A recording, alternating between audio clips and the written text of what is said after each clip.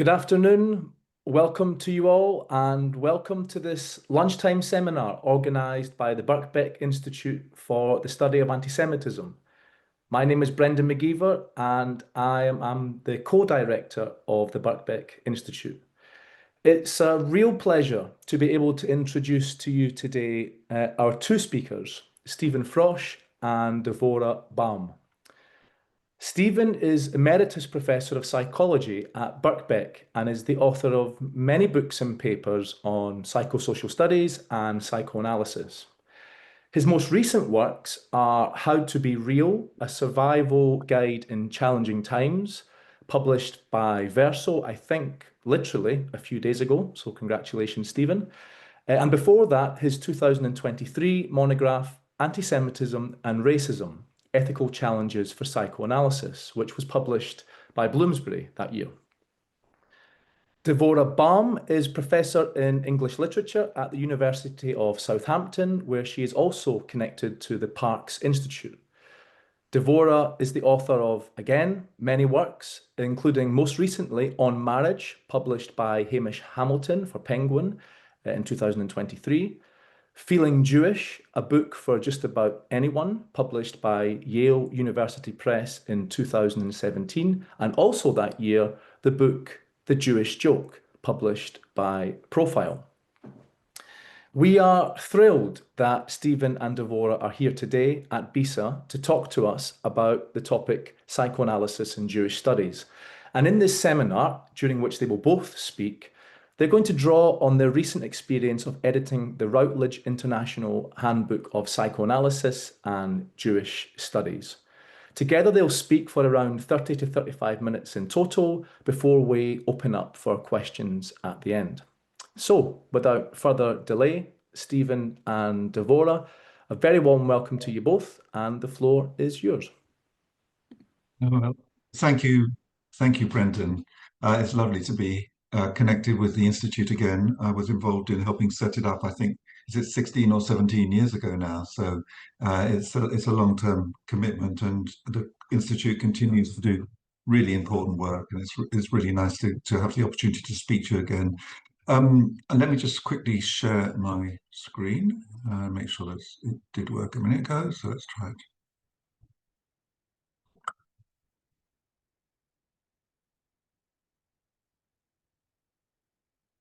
Okay, is that okay? Can you, Brendan, you can see that all right? I'm just going to shrink so I can shrink. That looks great, Stephen. Okay, good. We're going to, this is the topic, psychoanalysis and Jewish studies, and actually it relates to a book that Devorah and I recently edited, came out in April of 2025, called the Routledge International Handbook of Psychoanalysis and Jewish Studies. And what we're going to do is that I'm going to try and speak to this book a bit for the next 15-20 minutes and describe a bit about its rationale and also about what's in it, but also the connection that we see between psychoanalysis and Jewish studies. And then Devorah is going to speak a bit more, I suppose, personally for herself and in many ways for me too, about the impact, what the impact of editing and thinking about this book and the connection between these two entities, psychoanalysis and Jewish studies, has done for us. The book is a big one. It's 39 chapters, available to anybody who wants to slip out and buy it now at a mere £240. Although you can also get it as an ebook for about a sixth of that, and it will be published in paperback in a year or so at that lower price. It was a really great project, actually, in many ways. I loved working with Devorah on it, and also the connection we have with many terrific authors from different places in the world, a point I'll come back to later, including one or two that have made it here today. So, okay. So the first thing is to say something about the background to considering psychoanalysis and Jewish studies together. And as with pretty well everything relating to psychoanalysis, this background is in Freud. We could say that the origins of psychoanalysis in Freud's own work, probably we're dating the beginning of psychoanalysis to roughly 1895, with the publication of his book written with Joseph Breuer, Studies on Hysteria. But sorry, somebody's got their somebody needs to silence themselves. um, we we want to think first of all about what it means to talk about Jewish origins here. Firstly, it's not a religious origin. There's some discussion of it, but not really much evidence for there being an origin of psychoanalysis in Judaism as a religion. Instead, it's much more a sociological fact. The originator of psychoanalysis, Freud, was Jewish. Most of his colleagues in the early years, up to at least 1907, were Jewish, almost all of them actually until 1907. And the development of psychoanalysis in Europe, at least, was intimately connected with the Jewish experience of the first half of the 20th century. I'm just going to assert that now, but can talk about it more if people wish to in the discussion later. I also want to say that the Jewish origins of psychoanalysis are not the only origins of psychoanalysis. There's all sorts of others as well. Obviously, there's the science of the period. There's German Romanticism. There's occultism. There are other ways to think about it. But the Jewish origins are especially strongly emotionally and politically loaded because psychoanalysis arose in Vienna in a period in which the Jews had been emancipated, actually, I believe, if I remember rightly, in 1866, so during Freud's childhood. But despite the fact that Jews were technically citizens and people like Freud were incredibly well educated and participated in the social and educational system of the period, nevertheless, Vienna was also a hotbed of anti-Semitism. Jewish identity itself was seen as a marked difference. I remember Sander Gilman speaking quite a few years ago now, saying if you walk down the streets of Vienna in the 1920s and you met somebody you didn't really know, encounter somebody you didn't know, your first thought about them would be, are they Jewish or not? Whereas I suppose today we might think, I don't know, male or female. In South Africa during apartheid, might have thought black or white. In Vienna of the early part of the 20th century, it was Jewish or not. And of course, the negative associations of Jewishness of that period connect with Jewish thinkers such as Freud and also with the products of their thought. That is, psychoanalysis itself was subjected to anti Semitic attack.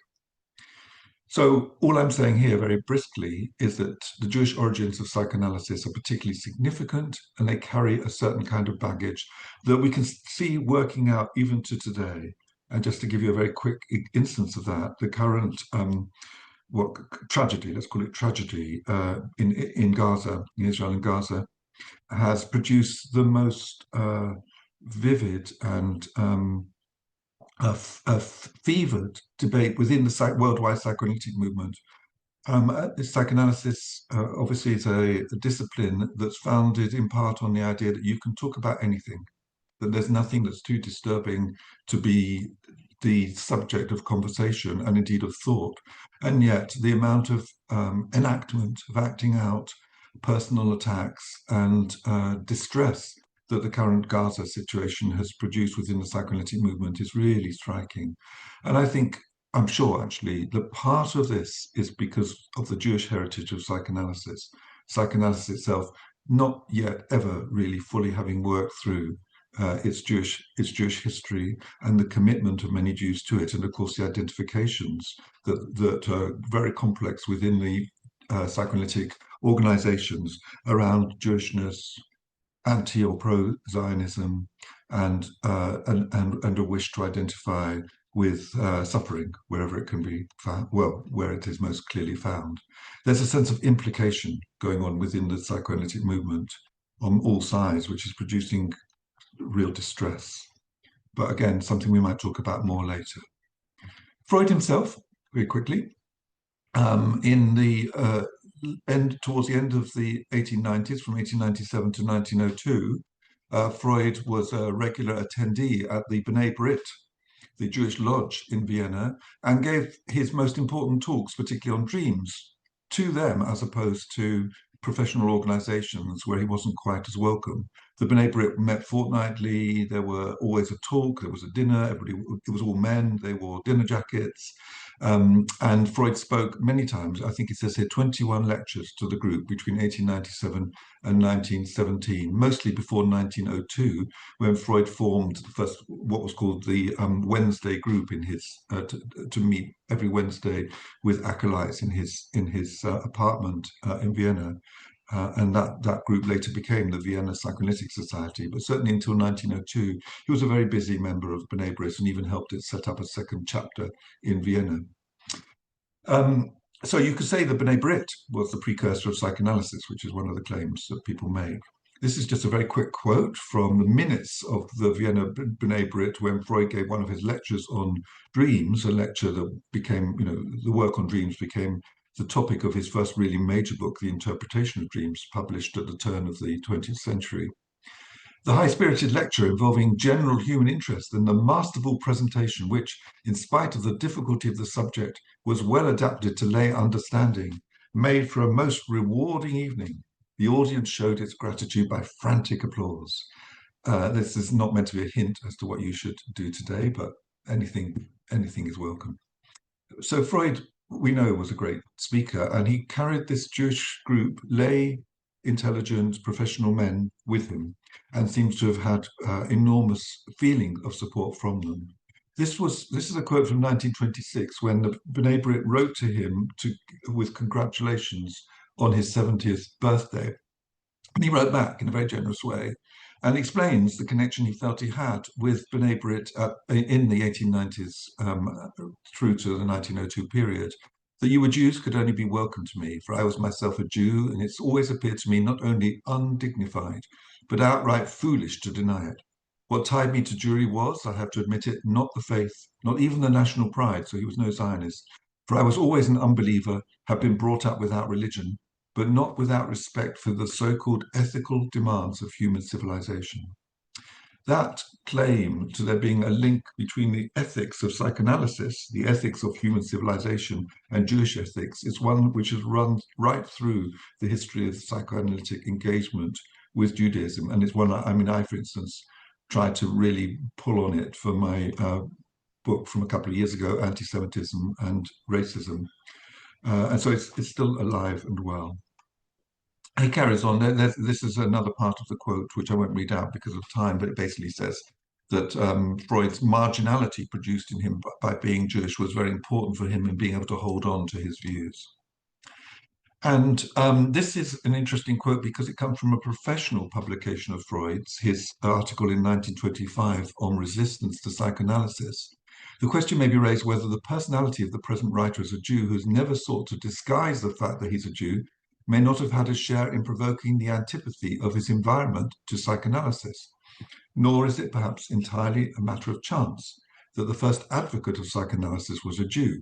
To profess belief in this new theory called for a certain degree of readiness to accept a situation of solitary opposition, a situation with which no one is more familiar than a Jew. So Freud is claiming the value of the marginality of psychoanalysis and pinning that, in part at least, on his Jewish identity. He also stood up against anti-Semitism. Here's a quote again from 1926, though from a different source, but this is Freud. My language is German, my culture, my attainments are German. I considered myself German intellectually until I noticed the growth of anti-Semitic prejudice in Germany and German Austria. Since that time, I prefer to call myself a Jew. And as I say, I won't labor this too much, but I would say I do want to just finish this little bit on Freud with this quote, which is from the preface that Freud wrote to the Hebrew translation of his book Totem and Taboo. Totem and Taboo was published in 1913 in German, was published in Hebrew as one of the early translations of Freud into Hebrew, though not the first, in 1930. And he wrote a preface, and he's basically saying, it's weird to see this in Hebrew. And he says, and then he describes himself as an author who's ignorant of the language of Holy Writ, who's completely estranged from the religion of his fathers, as well as from every other religion, who cannot take a share in nationalist ideals, but who has yet never repudiated his people, who feels he is in his essential nature a Jew, and who has no desire to alter that nature. If the question were put to him, since you have abandoned all these common characteristics of your countrymen, what's left you that's Jewish? He would reply, a very great deal, and probably its very essence.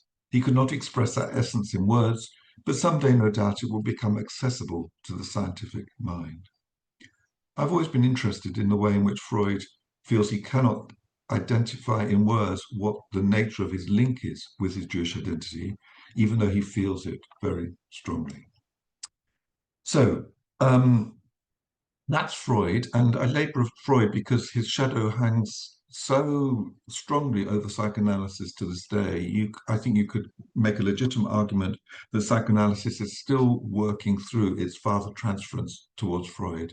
Evidence for that is, for instance, if you train as a psychoanalyst, you probably spend your first year just reading the works of Freud, which is a bit like what you do if you learn Jewish studies and spend the first year reading the Pentateuch, the 5 books of Moses.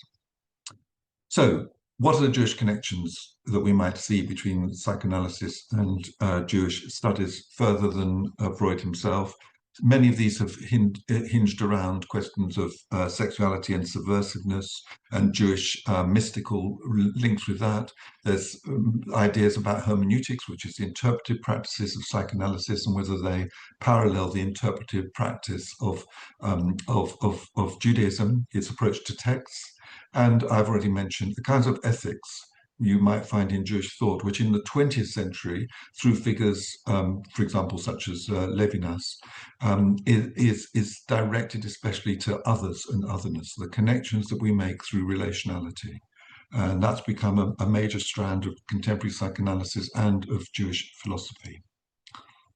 There's been plenty of hostility expressed towards psychoanalysis. Jewish science was the term used by the Nazis again about it, but it's also a term appropriated by Anna Freud in 1977 when she wrote a letter of support to the inauguration of the Sigmund Freud Chair at the Hebrew University.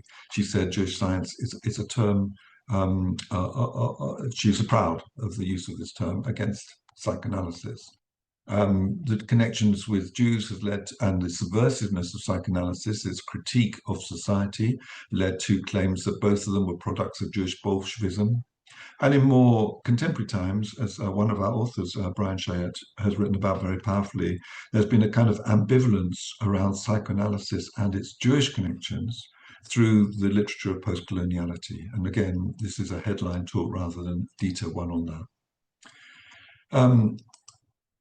Okay, so the kind of topics, though, that Jewishness itself might have in relation to psychoanalysis are studies of Judaism, thoughts about Jewish culture, anti-Semitism particularly, and also this idea, I use the word implication here advisedly.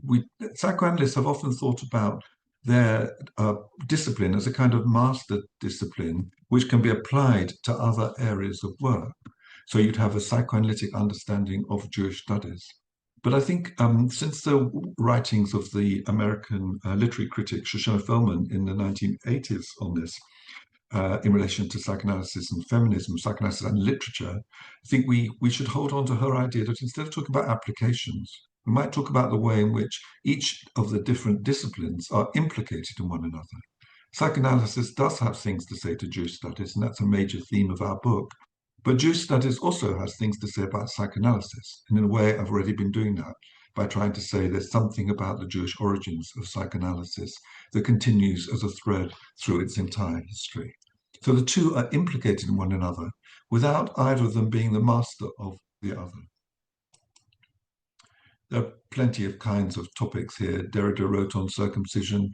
Aviva Zornberg is somebody many of you will know, writes beautifully actually, applying, integrating, thinking through psychoanalytic concepts in relation to biblical thought. There's lots of material on Jewish literature and film. There's Jewish philosophy, and particularly in the 20th century, when the idea of Jewish philosophy ceases to be outrageous. There's contemporary rabbinic thinking. There's mysticism. Some of you will remember, either probably fondly, Joe Burke, who in his later years became a Lubavitch Chassid and wrote books on the relationship between psychoanalysis and mysticism. And there's something about clinical work as well. Do all analysts become Jewish in the eyes of their patients merely by virtue of being psychoanalysts? this is another quote from Freud. I just love it, so I can never resist putting it in. He said the same thing about 3 times in 1938. One in his book Moses and Monotheism, one in a private letter, and once in the final meeting of the Vienna Psychoanalytic Society. It's a very interesting quote because it seems in it as if he's saying, well, psychoanalysis is the contemporary form of Judaism. This is his quote. After the destruction of the temple in Jerusalem by Titus, Rabbi Yochanan ben Zakkai asked for permission to open a school, a yeshiva, at Yavne for the study of Torah. We are going to do the same. We are, after all, used to persecution by our history, tradition, and some of us by personal experience. So the idea is that after the destruction of the temple, Judaism survives because of its perpetuation of the scholastic study of texts in the context of this organized system of yeshiva study. And psychoanalysis is going to do the same. It's going to do the same. It's going to be an approach to text which preserves it. And I think the concatenation, the juxtaposition of these two historical moments is very important for Freud. And it says something about psychoanalysis itself and its Jewish legacies. Okay, I'm going to stop in a moment because I've used up my 15 to 20 minutes. But very quickly, just to tell you what's in the book so you know, it's in 4 major sections, apart from our introduction. The first section is called Histories. I start the book with more or less what I just said, expanded. And then there's a couple of brilliant chapters, I think, about Freud. And there's one on Jung and anti-Semitism. We have to debate the boundaries of psychoanalysis here and whether Jungian thought is part of it, but certainly in his early years, Jung was. And then there's, I won't do everything, 2 very interesting chapters in this section. One on the history of Israeli psychoanalysis and where it came from, which is basically from the exiled German psychoanalysts and what it became. And then an interesting chapter which represents a little bit of Latin American psychoanalysis from Brazil, which is one of the most intense psychoanalytic societies in the world, which looks at the questions of both anti-Semitism, Nazism, and positive Judaism in psychoanalysis in Brazil. Then there's a section on Judaism applied to biblical thought and Talmudic thought and Kabbalistic thought, or I called it Judaism and Bible here. So this is about how psychoanalysis itself intersects with, is informed by, and allows us to helps us understand various aspects of Jewish religious thought. And this culminates in I think it's a really important piece by Griselda Pollock on Bracha Ettinger, who's a contemporary Israeli-French psychoanalyst, and her thought. But leading up to that, we've had I think, some beautiful stuff, particularly on the Akedah, the binding of Isaac, which interestingly recurs in several of our chapters. Then there's a long section on anti-Semitism and also on Holocaust. I can tell you more about each of those if you wish. And there's an issue here in the last 2 chapters written by Israeli psychoanalysts, which I think Devorah is going to highlight, which is to do with the response to October 7th. And finally, a section on Jewish culture, feminism and literature, Jewish literature, music, fiction, film, and television. And a final great piece by Lisa Pignanesi on what it means to read psychoanalysis as somebody caught in a kind of limbo space between Judaism and secularism. Finally, sorry, Devorah, last point, we have some limitations that we identify in our thought. The book is geographically a bit too limited in our view. There's a couple of papers from Israel, there's one from Latin America, but mostly it's American, European, and well, mostly American and UK. We did not include direct account of clinical work, although there's some clinical material in some of the pieces. For instance,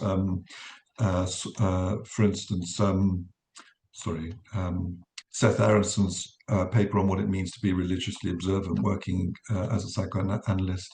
And we only have some direct discussion of October 7th in Gaza, partly due to the timing of the book, but that's enough. Thank you for your patience. Sorry if I've as ever gone over. And I will stop sharing. Devorah. Oh, so I'll just take over, shall I? Thank you so much, Stephen. And I really appreciate, in particular, the fact that you've been so scholarly and thorough in introducing this handbook, its rationale, and all the things that go into it. Because as I think I told you the other day when we met, Stephen, I see myself less as a scholar than as patient zero in this context. And so when the suggestion came that you would sort of set up what this book is and what it's doing, and then I would sort of come on and sort of talk to a bit more the experience of having edited it, the idea of whether we'd learned anything. But really, I think my piece is a kind of free association, and it's not very long. But I thought I would sort of sit down and sort of check my heart. What did I feel about editing this handbook, and what was the experience of doing it? And I have to just warn you that it turned out what I wrote was very florid. So I'm about to read it. Particularly the first bit is horribly florid, but bear with me, and I'll get over that hump and then be a bit more normal, I think, in the writing. But I'll just read you what I wrote. So that dark, inadmissible feelings or unconscious forces might be swirling inside us as individuals or as groups, and that these might return violently if denied or repressed, that past histories of trauma might haunt us invisibly and then get triggered into apparition or reaction by current events, that our dreams, fantasies, and illusions can take over when we have to confront realities too complex, fearful, or challenging, that aggressive drives and uncanny desires can cause conflicts within families, and that the pressure of conformity to one's own familial group or its notion of civilization for the sake of belonging or respectability can lead to the othering of outsiders whose projected traits one refuses to recognize as a part of one's own soul, that there may be a splintering of consciousness such that one's mind doesn't even agree with itself, let alone with one's body or one's heart, that hysteria can become a contagion that engulfs a whole people or culture or politics, that the unleashing of libidinal energies stirred up very often by charismatic leaders can work to destroy taboos, civil codes, and social fabrics. All of that was already in play when we started commissioning this handbook. The intersection of its title, psychoanalysis, and Jewish studies already felt timely in a too close for comfort sort of way. But that was before October the 7th, the brutal punishment of Gaza and every other shock that followed. Some chapters by our writers were submitted prior to the radical rupturing of October 2023, chapters that had already been edited and accepted by us.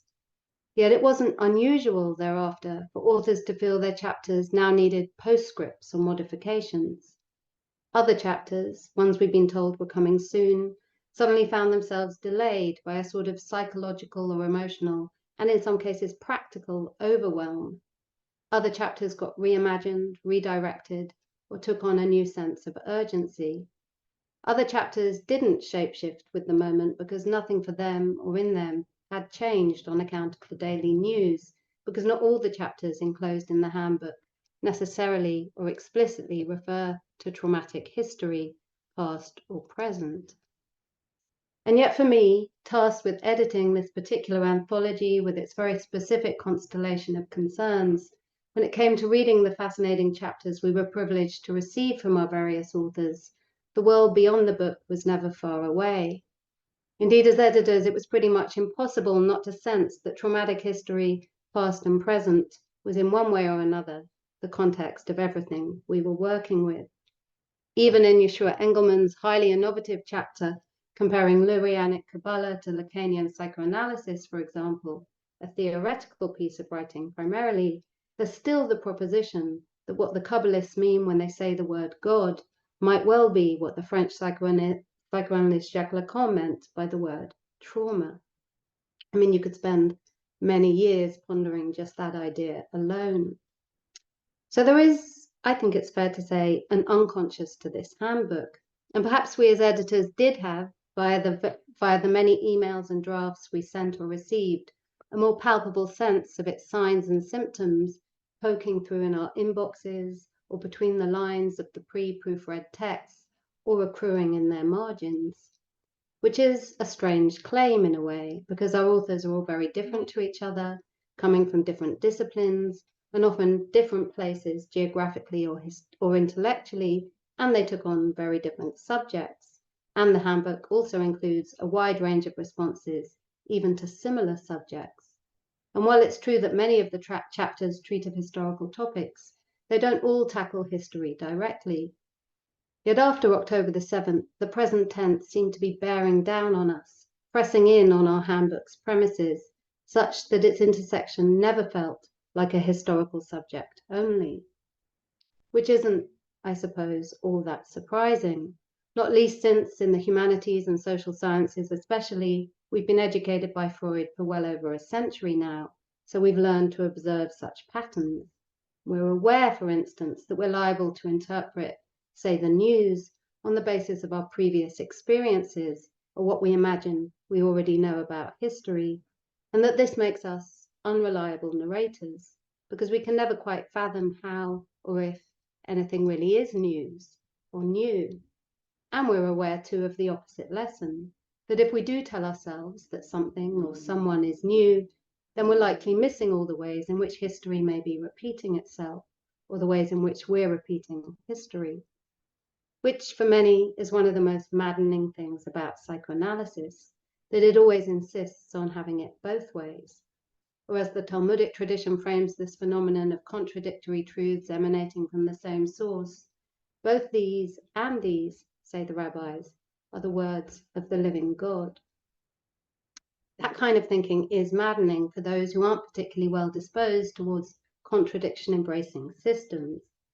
For those who are, however, this is precisely the kind of thinking that can be freeing, expansive, and enlivening. And it's also the type of thinking I'd advise readers and researchers adopting in relation to this handbook, whose chapters and authors by no means all agree with each other about the histories and ideas they're individually navigating, although I, being a suggestible sort, found them each to be persuasive in their own different ways.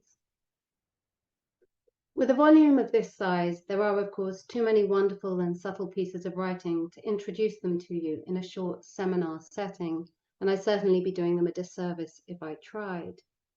But to keep the theme of contradiction going for just a fraction longer, I'm going to end my remarks by briefly alluding to one of the chapters in the book that did indirectly help me begin to feel my way into the darkness of this present moment by returning me to a previous one. That's George Prochnik's chapter, Falling Out of the World, Portraits of Freud's Home, which touches on Freud alongside some of his contemporaries, his colleagues, correspondents, and friends on the eve of his exile to England. Prochnik passes certain of the things Freud was communicating throughout the period of the derealization of Austrian Jews.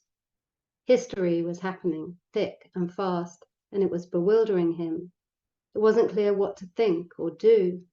He loved a land that hated and rejected him, causing him to identify all the more deeply with a religious identity whose dogmas he rejected. Nor did he approve of the choices that many of his fellow Jews were making, such as Zionism. Indeed, he compared Herzl to Lenin and Garibaldi as, in his words, the sharpest opponents of my scientific work, for what they did with their dreams was turn them into reality. For himself, he lamented, the world he could make a home in was fast retreating. A climate of righteousness and self-certainty had laid the ground for wrong-headedness and evil everywhere. Yet although one is right, he told Ernest Jones, still, one must not agree with oneself. I find that such a striking sentence, especially from a man who was at times prone to his own bouts of dogmatism. Although one is right, one must not agree with oneself. Writing that to Jones, it's as if at this moment in history, the primary observation of psychoanalysis about the mind, that it's fractured, incoherent, never altogether logical, was being transformed into an ethic for the mind. For all you may be right, don't be seduced by your own justifications. Otherwise, rightness will be too small-minded, too narrow in its aims and concerns. Is that what Freud maybe meant by counseling disagreement with oneself? Was he surmising that being right won't save us and won't save the world, that it can't pave the way towards a viable future? Being right, you could even say, is just another way of being wrong. Hence, as Prochnik paraphrases Freud, one must remain of two minds. Remaining of two minds when everyone else has made up their mind was even perhaps for Freud at a terrible moment in history when there really were no good options, a version of a turn to faith. That, at least, is how Prochnik seems to conclude his remarkably beautiful chapter. We fall away, he writes, but the world itself, thus far, endures, leaving something to build on if the cataclysm subsides. I like to think that this handbook is also, in part, a testament to the world that we hope will endure, so that we too have something here to build on.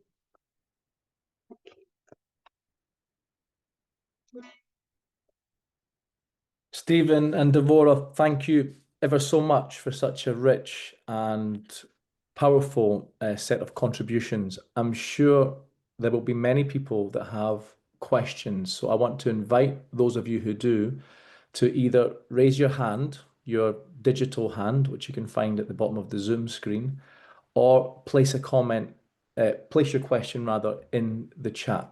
So do we have anybody who would like to ask a question? If not, I will abuse my position as chair and ask the first question. Brian, I can see one hand up, which is Brian. I'll hold on to my question and perhaps ask it after Brian. Over to you. Brian Chayette, I should say. That was really wonderful. Thank you. I now understand a little better the volume that I contributed to. In a way, it's not a question, it's a comment, but it's just to reinforce what Devorah said in relation to my chapter, because I wrote on Fanon Freudian psychoanalysis and the immediate post-war context, and I think October the 7th was very close. And what I found in Fanon was precisely the contradictions that Devorah talked about. So the two train journeys, one where he saw himself purely as a racialized body and was utterly traumatized by it. And the second train journey where he was approached by an anti-Semite and had some kind of solidarity with Jewish people after the war, and Fanon fought against Nazism. And so I think my point is that Fanon in relation to Gaza has been used primarily on the street and by the majority of people as a way of reinforcing October the 7th. It's Fanonian counter-violence. And there have been seminars in the University of London to reinforce all of this. Whereas Fanon himself also moved towards a kind of global humanitarianism, a humanitarianism that encompassed the world, as Aimé Césaire said, his mentor. So I suppose if I had a question, it would be, Fanon has all of these contradictions. There isn't one Fanon, except that what on the street, we only have one Fanon, the Fanon that reinforces violence. So what can we do with these contradictions? I guess that's my question.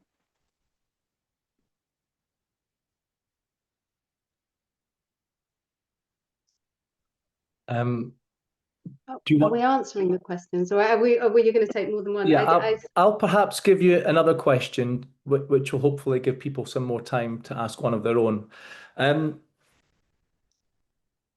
Stephen, I was, as you were both talking, but I guess in particular you, Stephen, I was remembering the many years that we spent co-teaching on the BA Psychosocial Studies. at Birkbeck here. And as we know, one of the things that our students would often say to us, especially those who were reading the more psychoanalytically inflected material that we gave them, was the students would say, well, look, psychoanalysis has not yet worked through the colonial question. And Freud in particular is implicated in all sorts of problematic ways with the question of coloniality. And I've remembered that during your talk when you said psychoanalysis has not yet worked through its Jewish history. And my question then would be, what are the, to what extent can these, are these and can these Jewish and colonial questions be thought of together? And what are the challenges of bringing them together? Not just in general, but specifically in our current conjuncture after and in light of everything that's happening in Israel, Palestine. And in some ways, this is actually a response to what Brian is getting at through this more specific angle of Fanon. So that's to both of you, Devorah and Stephen. But it was Stephen's comment that made me think of it. You want to go first, Stephen? Yeah. Actually, Devorah, do you want to have a go at Brian's? As he's picked up specifically on the your point about contradiction, and then I'll have a go at Brendan's. I mean, I suppose I mean, we can, contradiction obviously has a role to play in many systems of thought, like you think particularly of Marxism, and but it's but I suppose my first instinct with the observation of contradictions is that the question should not be what do we do with them. That seems to be too eager to resolve the fact that they're there, so my sense is that one wants to continuously observe them, make them apparent, make them visible, and in this way, there's sort of, I mean, Freud wasn't the only thinker in this sort of period who was struggling with no option, with the feeling that possibilities are really narrowed down, and I think of like Hannah Arendt, who was more keen than anything else to say that we have to preserve plurality, and which perhaps is a kind of adjacent term here to the idea of contradictions. So that would be my instinct. My favorite quote from Philip Roth, who appears in one of the chapters in this book, but was that one thing he said is the thing he least likes in a person is when they hide the places where they're split. That person for him becomes quite dangerous. That when a person is totally in agreement with themselves. So yeah, it would be to note them, is what I do with them. Yeah, maybe just to add to that, I mean, one thing that comes to mind is the famous Kafka quote, "What do I have to do with the Jews? I have virtually nothing to do with myself." That is, and that is I mean, he wasn't referencing psychoanalysis, but it's a psychoanalytic insight. That actually what you have to do with yourself is very complicated and difficult and often unknown. I mean, I think just to reflect on your point, Brian, to add to what, I don't know if it adds to what Devorah so beautifully said just then, but I think to be a member of the Jewish community at the moment, over the last couple of years, has been precisely to try and to have to experience what it's like to live with contradictions and to find oneself in a position in which the force is not just the Jewish community, they're not the only ones, but that's where I speak from. The force behind you, in front of you, pressing on you, is not to live with contradiction, but to be completely binary, to take one side or the other. And yet the lived reality of it is that you're kind of torn apart by your many loves, as a favorite author of mine actually says, the different places in which you place yourself and how complex that situation is. So I think living the contradictions is some response to that. I don't think that's a variance actually to what Devorah just said, not resolving them, they're not resolvable, many of these contradictions. And maybe that's part of the answer to Brendan's question. Maybe there is a link there. So Brendan's question really was about the colonial and the Jewish. And again not going to do a lot of detail on this. There's quite a lot of work on how Freud draws on colonial tropes in some of his own writing, for example, about the primitive and the savage, and how to interpret that, and setting that against an alternative Freudian view, which is that the unconscious resides in each one of us, and it has its primitive and savage components. So the distinction between the civilized society and the so-called savage society is broken apart by the awareness that the unconscious runs, the unconscious runs through everything. And so each of us is as savage in our unconscious as we are civilized, and that applies across everything. It's more complicated than that, of course, but those are two alternative positions. Sorry, I got clicked on something. I think part of the question about the colonial is whether the Jewish origins and connection and kind of atmosphere, at least of some psychoanalysis, locks it being decolonial, anti-colonial, post-colonial, because it's so rooted in its own Jewish identity. And certainly one of the interpretations given of Freud is that he works to push Jews to be identified with white Europeans, white Christianity, Christian Europeanism, even though it's opposed in many ways to Christianity, certainly white Europeans, and making the other of Europe the black African or Australian, so that there's a sort of incompatibility between his Jewish identity and sort of reaching out to a more post-colonial, decolonial view. I don't actually agree with that. I think it's partly why it relates to Brian's point, is that there's contradictions right through this. But just to kind of ventriloquize that view that there may be an actual opposition, and it relates again, looking at Brian on the screen here, to something that Brian wrote in an earlier piece of writing of his, a book of his, about the struggle in a way to position Jewish studies and post-colonial studies together. How could they work together? They come from different traditions and they focus on different things, and Brian's much better than I am at talking about that. So to summarize that, I do think Jewish and post-colonial thought can be thought together, and I do think it's been happening, and I've tried to contribute to that. But I also think that in psychoanalysis, the rootedness of it in a very specific kind of Jewish, alienated Jewish experience, secular Jewish experience as well, in the late 19th century, and the failure to really think that through over quite a period of time has made it harder to embrace both sides of that tension. Yeah.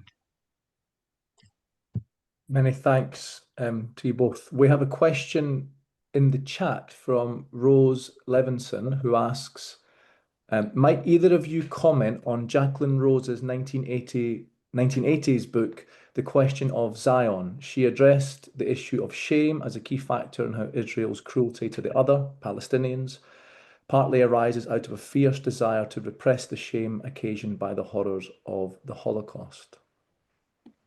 So if either of you have a thought or comment on that. Devorah, you're about to speak. Excellent. Thank you. No, well, it's been a long time since I read that book. It had made a really strong impression on me when I did read it, and Jacqueline has been really persistent in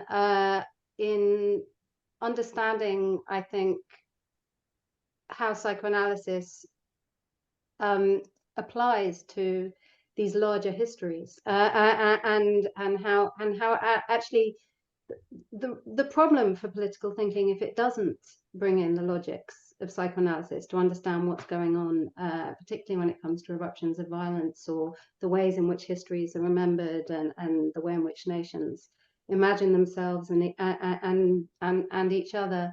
She wrote The Question of Zion, I think, as a sort of companion piece to Said's The Question of Palestine. So I mean, there was already a kind of intertextuality going on with that book, but I don't remember it.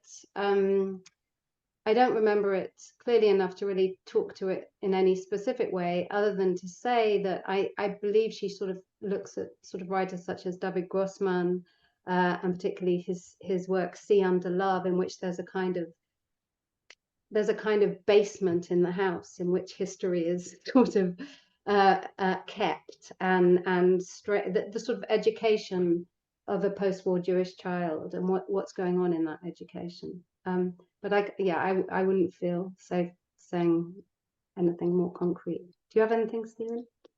Yeah, briefly, but again, I think there are plenty of people on this call who have a lot of knowledge about and thought about this. I mean, I should say Devorah and I are both close to Jacqueline in some ways.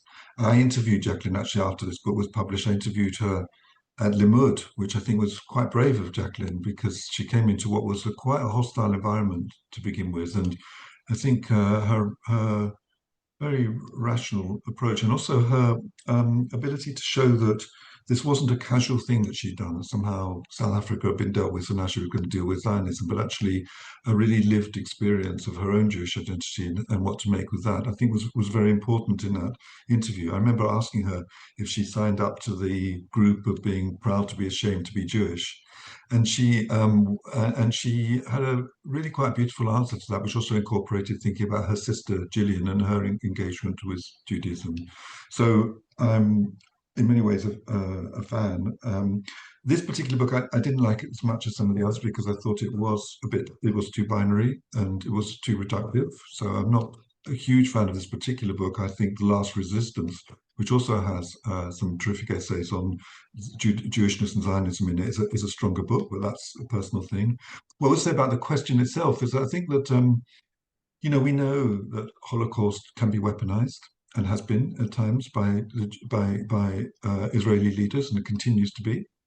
And we also know that the depth of that trauma, the Holocaust trauma, keeps recurring as each new event happens. And I think it's genuine that October 7th triggered Holocaust trauma for many Israelis and Jews elsewhere in the world too. Not necessarily the members of that generation, of course, would have gone through it, but those of us who've grown up with it, hovering around in our consciousness and, dare to say, unconscious. So I think the question of what the relationship is between the Holocaust and contemporary Jewish identity is still not resolved and still gets discussed everywhere. And it also has a real bearing on the way in which it manifests itself, sometimes in an abused way, sometimes in an honest way, in Israel today. Shame, I don't know if that's the right term for it, but certainly a kind of haunting of something which has not yet been resolved, and so continues to come back to trouble us and demand some accountability for what's happened in the past, and for thought about the way in which it continues to affect what happens today. Thanks to you both. We have two questions which I'll ask together from the chat. First is from Federico Dalbo, who writes, I have a question, if I may. I'm thrilled to have the opportunity to read and perhaps even review this terrific volume. I was wondering whether you also explored Lacan, and if there was a particular reason you decided not to include him in a specific chapter. Thank you. And then we also have a question from Freya, who writes, as a student at Birkbeck on the MSc Psychodynamic Psychotherapy course, we are being pushed towards a binary choice on psychosocial issues, victim or oppressor. On this topic, there is no tolerance for contradictions, and the wider societal splitting is permeating the classroom. I wonder if you can comment on the current problems with educating the next generation of psychotherapists and analysts in a post-October 7th context. And I think these will have to be the final, probably, two questions, depending on how long the answers are from Devorah and Stephen. Let's see. In the main chapter dealing in Lacan, I actually mentioned when I said a few words, which is oh yeah, Brian, you write about Lacan, but I mean, I actually do want to say that Brian's chapter is so refreshing on so many things you already think you know, because word on the street or word in the academy has given you a kind of sense that you know about these things. Brian's research and his analysis are really an amazing kind of revitalization of so many of the big debates at the moment, with Fanon at the center, and Lacan appears there, but the chapter that is most directly engaged with Lacan is Lucan. Did you say? Sorry, I'm getting notes coming in. But is Yeshua Engelman's chapter about Kabbalah and psychoanalysis, in which Kabbalah is often compared to things like Jungian psychoanalysis. Bion is often cited as a kind of a source for psychoanalysis. As Kabbalah is sort of appearing in different psychoanalytic systems, but he's never really been compared, I think, so far to Lacan and to the theories of language one finds in Lacan and in Lurianic Kabbalah. And so it's a really exciting chapter, I think, about Lacan and psychoanalysis. So I'll deal with that one, and maybe you can do the other one, Stephen. Whatever, I've forgotten the other one. Oh, you definitely give me the harder one. But just to add, again, just to add a Sorry. moment to that, I was actually quite surprised that we got so little Lacan. We didn't rule it out at all. We invited people to speak on various topics, and they came in with their own framework, and it just attests to the variability within psychoanalysis itself, just as it is within Jewish studies. But I think also Griselda Pollock's chapter, which is not about Lacan but about Bracha Ettinger, but we need to acknowledge Ettinger as someone whose work is kind of in response to Lacan. It's in some ways derived from it, in other ways it's hostile to it, and it speaks some of the same language. And Lacan was quite obviously a very controversial figure in many ways, but also there's this issue about Jewishness, Christianity in Lacan, which would have been quite good to have had in the volume. It probably is an absence. Freya's question, oh, this is so difficult. So I think it goes back actually to the original discussion we had after, in the first part of this discussion, a period around contradiction and being able to hold in mind not just complexity as well as contradiction, that people who, the identification of people as simply victim or simply oppressor, I think it has very little place actually in psychoanalysis and shouldn't be engaged with in that way, particularly in clinical work. That's my own personal view of it. I think there's always something to be explored about what is meant in the construction of those two things. And to give you one practical example, it's not from the book because we don't focus on, okay, it's two things. One is from the book. So the very famous now, Orna Gurlick's, those who've watched Couple Therapy will know how wonderful she is. She has this chapter in the book, which is called, it doesn't matter really. Anyway, it's called the Dead Baby. And what it's about is, it's not about, it was written well before October 7th, but what it's about is how she, as born in Israel, born and brought up in Israel, working in America, works with a patient who's of German origin and whose parents are connected with the Nazis. I can't know the exact details, so I haven't read it for a bit. And it's a very sensitive, very interesting paper about working with those, and it is actually about working with shame, that paper, not just on one side, because Orna is quite a critic of Israel too. So there's a sort of sense that links some of the different questions we've been having. But for me, it portrays very well this the contradictions. I'd also reference here another paper which I think maybe gets the heart of what Freya was asking. So there's a British psychoanalyst called Farkley David. Some of you will know him. He's a black analyst originally from South Africa, and strongly identified with the pro-Palestinian movement as well. And he has an article in the International Journal of Psychoanalysis from February this year in a special issue, which I also have an article in. And his article, though, is about a clinical encounter with a Jewish woman after October the 7th. And this Jewish patient identifies him as a Muslim, which is what he is, an self-identified Muslim. She identifies him as a perpetrator, and he has to think of how to work with this as the Gaza, as Israel's reaction by the attack on Gaza starts to mobilize itself and become so. And to my mind, Fakhri, who's a very senior and sophisticated analyst, actually captures something there about how difficult it is to find a space, in his case, in this particular example, as an analyst, in relation to the different kinds of demands that have been made of you by a patient who is adopting a kind of a hostile position, and at the same, because of the events in Israel, Gaza, but also you know, which person you might want to kind of confront. He would want to confront it, given where he comes from. At the same time, he has this strong commitment to this patient and has to think, what does it mean? What am I representing to this patient? What part is she playing in my own psychic life? So I don't feel I've done justice to that very interesting short paper.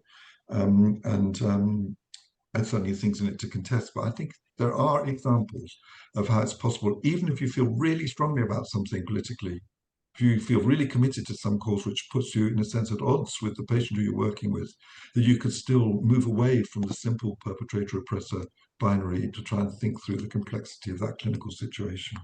I hope that's helpful, Fred, and I hope you enjoyed the course at Birkbeck. Thank you, both of you.